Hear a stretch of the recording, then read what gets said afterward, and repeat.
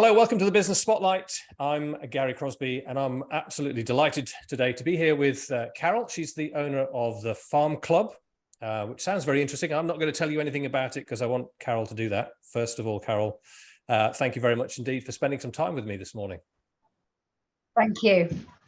Now, just before we get into the business questions, a little bit of context. Tell us what you do and how long you've been doing it. Okay, well, I have been at FarmClub now for 12 years.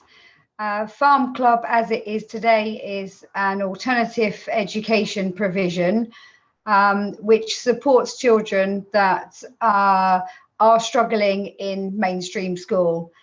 We support both primary and secondary age students, and we offer them a range of attendance from a small respite of perhaps 3 hours a week up to a full-time place of 15 hours per week. And what kind of reason do children come to the FarmClub for?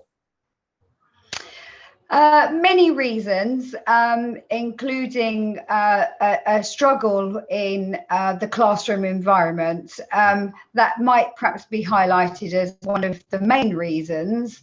It's not in every case. We work on a case-by-case basis with all students, and we have our own curriculum, and there is an opportunity for the students to learn as close to the mainstream curriculum as possible, but in a different environment.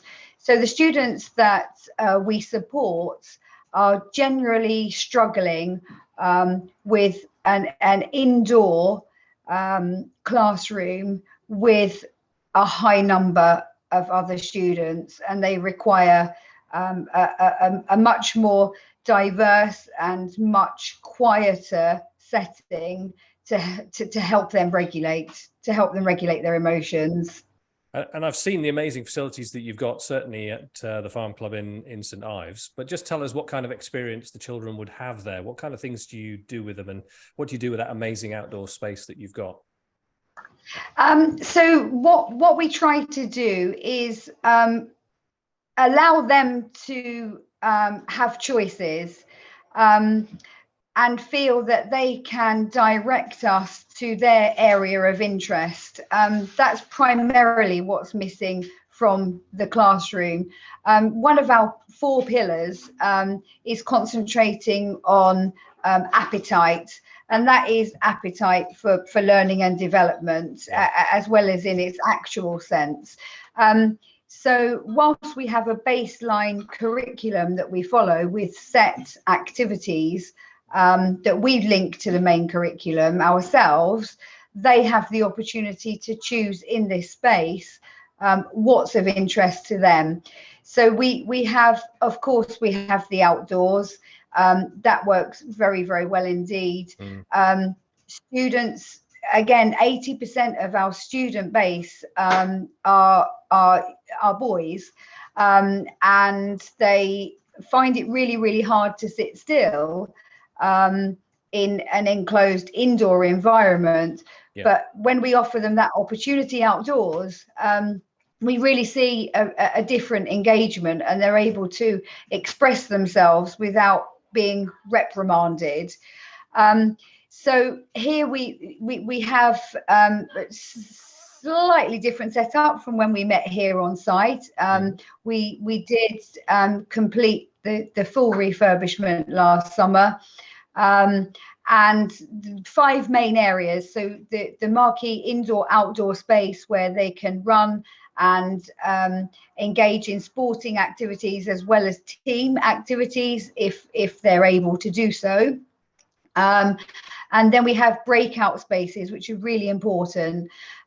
So in the outdoors, for example, we have a bell tent, we have a small animal paddock enclosure where they can be free to be with the animals and take care of them and take responsibility for them. Also, we have a small animal classroom where they can get involved in the day-to-day care and animal husbandry, which they really embrace that responsibility and the opportunity to do that. in addition to that, and again, incredibly important in their journey, is we have a kitchen and cooking space Right. where our session leaders can demonstrate food, nutrition, healthy eating, and they have the opportunity to be involved in that activity, which is almost daily on our curriculum. We offer them the opportunity to learn about foods and the nutritional values. Quite often we find that isn't an area that has been explored widely, especially with our younger students. And we find that they engage very readily and show a huge interest. For example, today we're looking at foods that we can grow on the farm, foods we can produce ourselves, pick some carrots, turn that into a carrot cake with a few basic ingredients, collect the eggs from the hens, and showing them just how easy it is to use what we have around us. And are these children pre-diagnosis, or are any of them diagnosed with any kind of medical condition? Again, there are many stages to a visit here to FarmClub, which might start a journey of sessions with us. There's a kind of catch process that works within the classroom, where perhaps a student has been working with a TA or is having some time out within the school in a nurture hub, for example. Yeah. And at that point, it is quite probable that a student won't already have a diagnosis. Things are being flagged, behavioural patterns are being logged, and we would perhaps get an inquiry at that stage, pre-diagnosis. Right. We then have the next stage, where diagnosis has. The process for that has either started or been completed. And then we have a third attendance here, where a student has been excluded permanently from mainstream. Yep. And a specialist placement is being applied for, and that, as we know, can take this will offer them an education in that interim period. Really interesting. I because I've seen it, I understand quite a lot of the work that you do at the Farm Club. But I want to take you to your journey as a business owner. This is 12 years in now. Can you remember the moment when the sort of entrepreneurial spark hit you the first time, and you thought, right, whatever I'm doing now, I've got to stop and I've got to start something, start a business of my own? When was that? Well, I'd love to say it was as black and white as that, but actually Farm Club has been a journey, and something that very much started with my own passion for teaching my children. And I've always been very keen on outdoor education, and definitely started with my daughter, who was struggling academically, and we started to almost a bit of recreating my own childhood in an outdoor space. And she really flourished with that style of learning. It was a short while later that some local schools started to approach us and ask if they could use the space, where we could demonstrate pretty much what we're doing here today, but on a fairly unstructured level. That part of the journey went on for about 3 or 4 years. And as there was so much local interest, the space really became a social enterprise. It was a community space where we invited local families to come and join us, and went through a couple of years of really dividing that up into the community hub that it became. But of course, the problem then was that it was a social enterprise and not a business. And whilst I was very happy to dedicate my time to that, and I was in a position where I was able to do so, financially long term, that would have been impossible to carry on in that vein.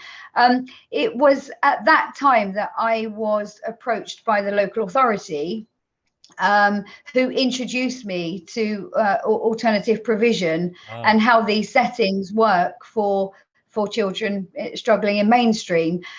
So I started with them, and for 18 months or more, I worked on the site itself and setting it up to house these sessions and activities for students.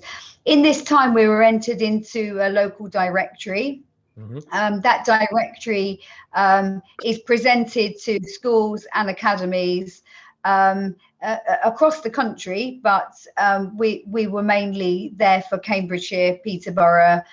And once we were entered into that directory, you start at a level where you're a new provision, and as you work in that environment within that regulated space, you have the opportunity to stage further, and we are now a stage 4 provision, where we are recognised by local schools and authorities to be providing a high quality service. So at that point, I needed to reach out, as I was still running this single-handed, and it was just absolutely by chance. And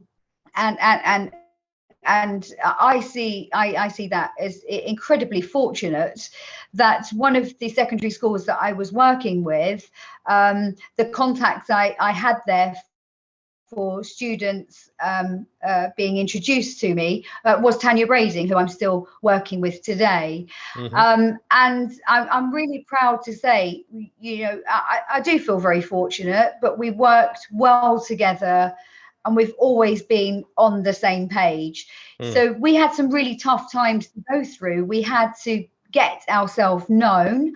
We had to support each other, and we had to adapt, and we still have to adapt today. Of course. So I think that the biggest part of that is being able to say, well, that doesn't actually work. What we need to do is this.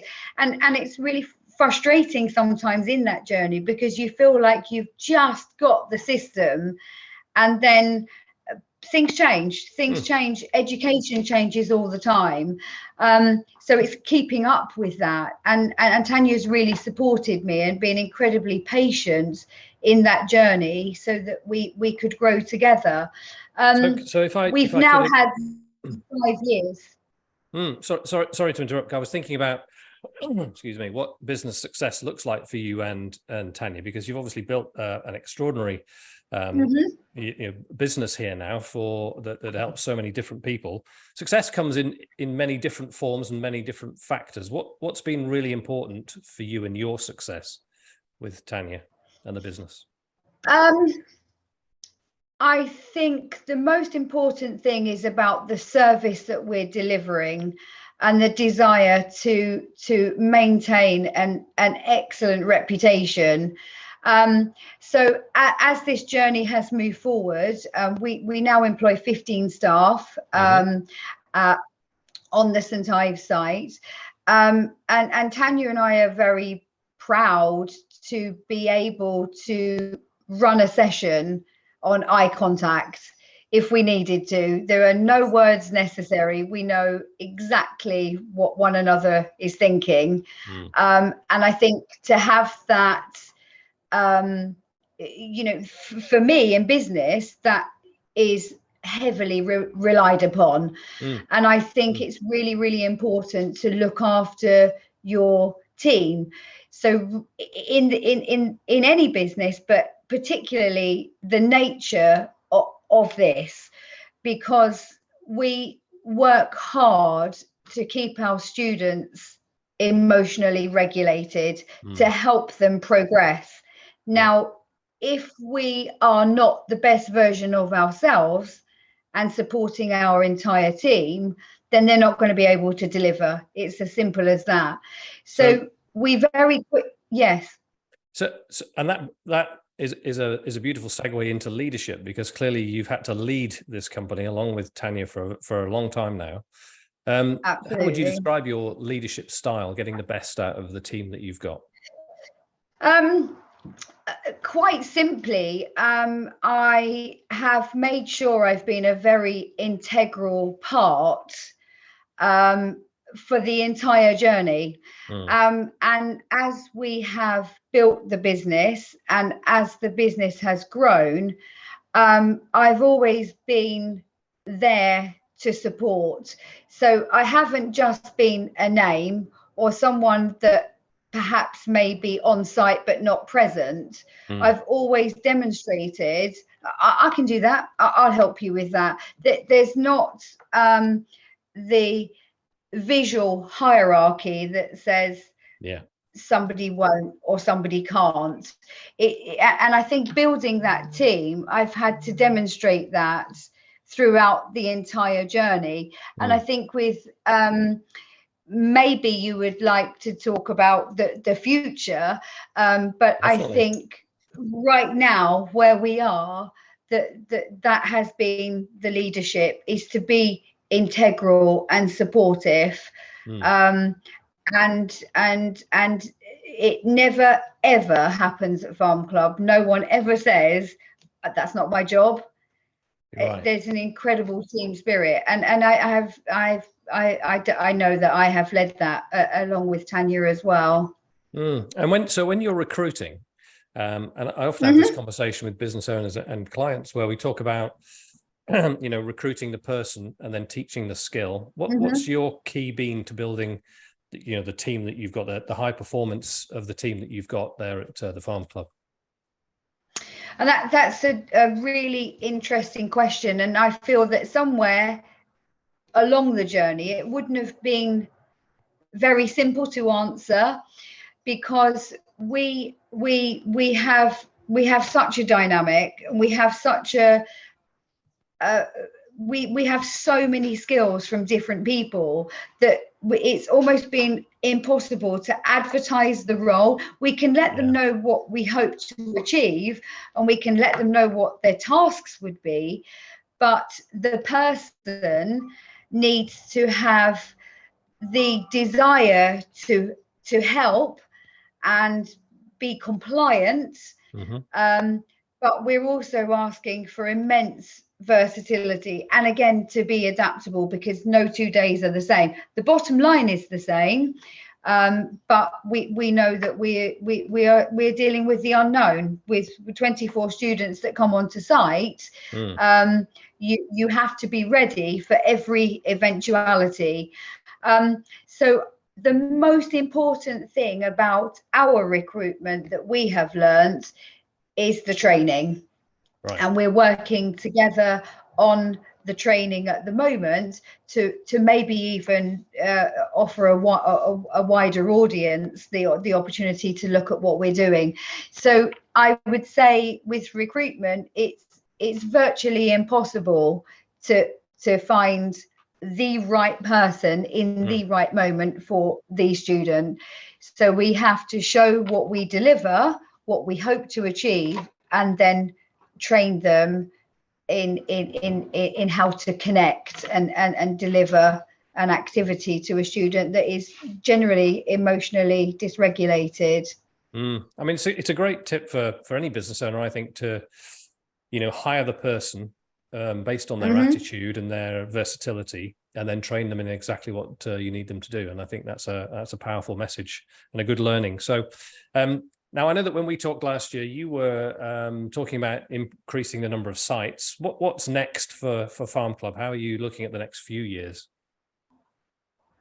So we have since meeting you. So from that moment until now, as you say, a year has passed, and it's taken that entire time to get to the stage where I thought I was when I met you for the first time. Yeah. So in an academic year, in our 39 weeks that we've been here on our new site, we have now produced a procedures and systems folder that Tanya and I are working on for June. So just making reference back to the leadership, we are now in a position where we have our new senior coordinator and deputy. They're doing a marvelous job, and we're able to step out physically and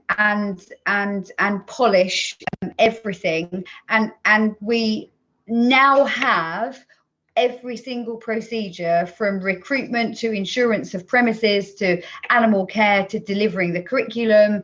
Yep. Our reporting system, which we're incredibly proud of, that we developed ourselves. And the aim is now that I should be able to hand you that file and you can go and run a farm club. There is nothing that you don't need to know. And I thought I was there a year ago, and it's taken a year to finalize everything. Yeah. So we are there. What we do with that now is the question that we will be looking at in the summer holidays. So we have half term coming up, and then we have a break with no students on site. And that allows us the full focus and time to look at where we go in September. I have started to look at other sites. The question is, do we purchase a site? Your lights. My lights. Do we purchase a site, or do we lease a site? And with what we have, which I'm delighted that we've reached the point that we have, and that's where we will look at the opportunities, because do we invest in sites because we know we can do it and we've proved the concept and we have everything to make that possible, or do we give others the opportunity to do it with our guidance, say with a licensing agreement or indeed franchise further down the line? Sure. So now we've got it, it's what to do with it. I think that is a salutary lesson to any business owner that's watching, because the idea that you could spend so much time, quite rightly, going into the detail of how the business is run to create what is effectively an operations manual is something that many businesses would benefit from, because whatever happens, if whatever staff turnover happens, people are going to come in and read the operations manual and understand how a farm club is run. So that's an amazing piece of work and a great lesson for other business owners. I was just thinking and about our hardest lesson. your hardest lesson. Absolutely. Understanding. Nobody ever said this is what you need. We just had to work out that's what we needed. So that it would have been nice to know we've worked it out for ourselves. Yeah. And so as leaders in the business, you and we'll include Tanya in that, the sense that you are there to create the vision for the future of Farm Club. You've talked about maybe a franchising model. What do you see as the future for Farm Club? Is it going to be a national phenomenon? Is it still going to be a local one? What's the plan?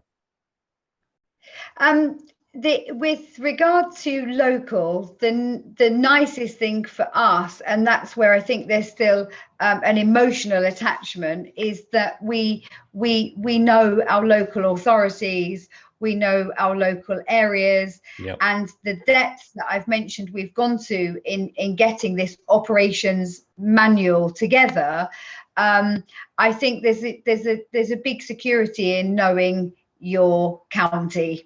Yes. And that gives us a lot of confidence. But with what we've produced, there is absolutely no reason why we can't look carefully at the demographics and see where there's dots around the country where alternative provision just isn't readily available.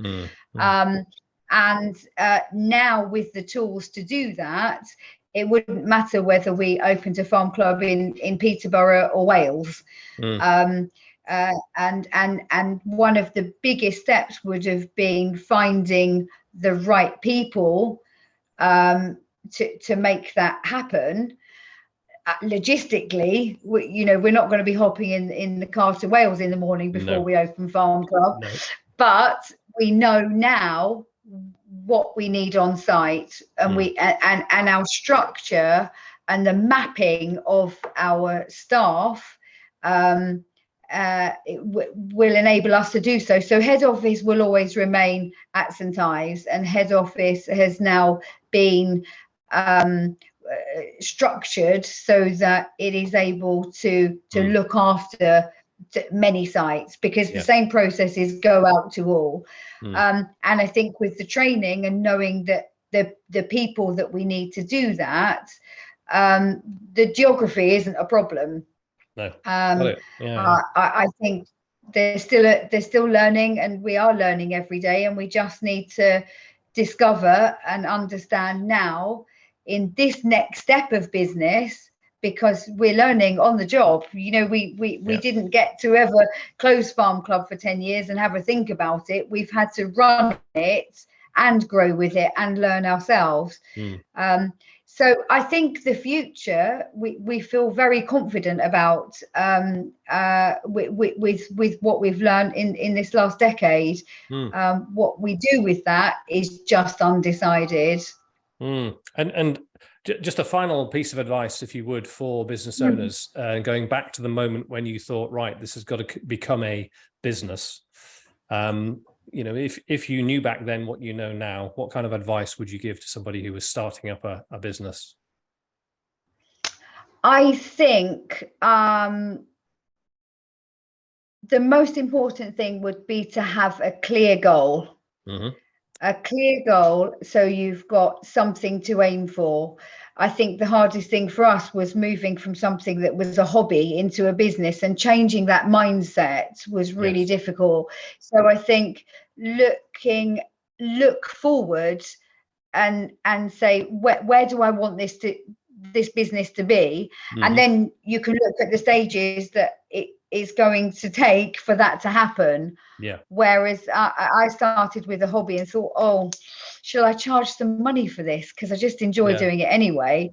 And that was a hard habit to get out of. So definitely having a clear aim and finding your team. That is vitally important. Surrounding yourself with a group of people who agree with the vision and understand what's required. Absolutely, because at the end of the day, if you want to grow a business, you're going to have to rely on others. There comes a point where it's not one person anymore.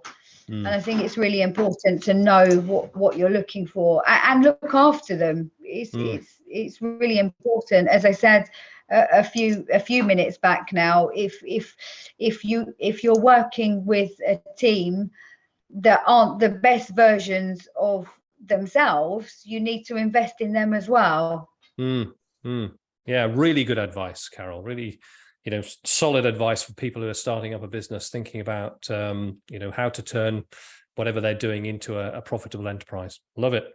So I just want to finish then. We'll go back to those children and to their families in particular. What advice would you give to the families, the parents of those children, if they're finding that the kids are struggling at school? I think communication, it's a word, we're using it all day long, and we pride ourselves on good communication.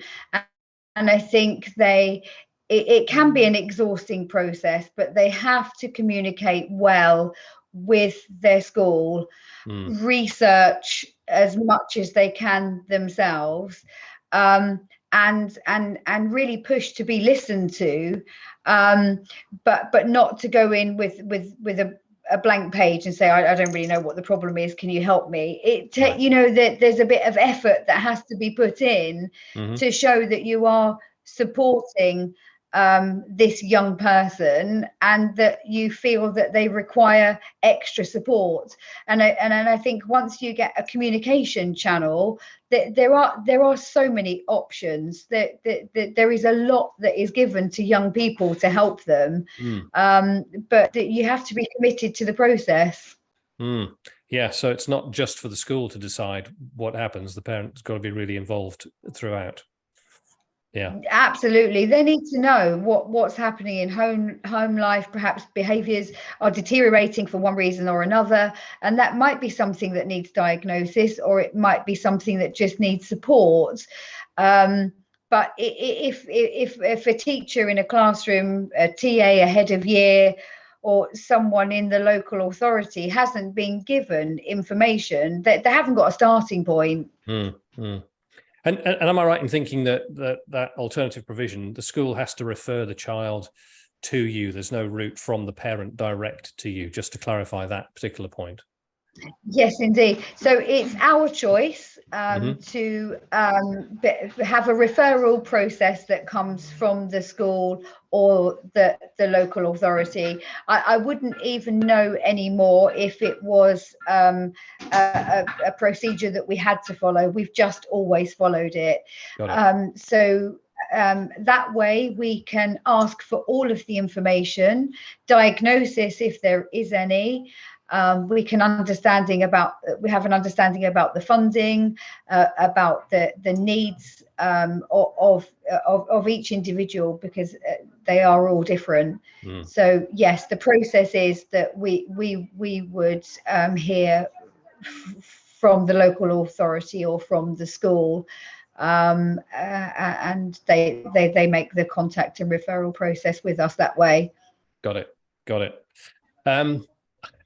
I could talk for another hour quite easily, Carol, in terms of the great work I know you do down at the Farm Club. But it's been fascinating to hear not just about the Farm Club itself, but about your journey as a business leader and what you've done, you and Tanya together, to get Farm Club to where it is. Let me just say again, thank you very much indeed for spending some time with me this morning on the Business Spotlight. Good. Well, thank you for the opportunity, and I hope to see you again soon. That's great. Thank you.